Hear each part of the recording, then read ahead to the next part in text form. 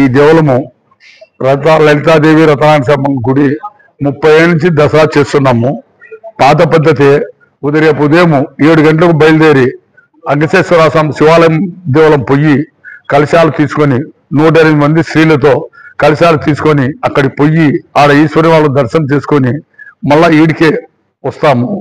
మామూలుగానే ప్రతిరోజు సాయంత్రం రాత్రి 7 నుంచి 11 వరకు అలంకారం, ప్రతిరోజు ఒక అలంకారం ఉంటుంది. 30 నుంచి చేస్తున్నాము.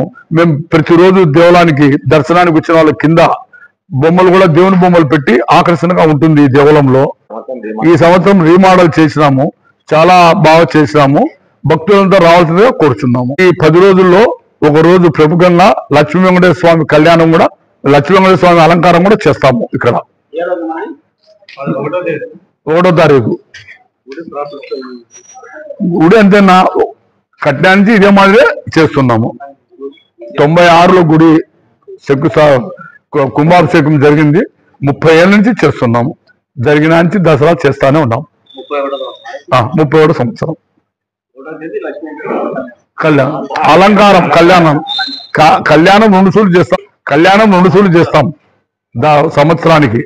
ఓ సూర్యు శ్రావణ మాసం చేస్తాం, ఓ సూర్యు మాఘమాసం చేస్తాం. కళ్యాణం మీద దంపతులను కూర్చోబెట్టి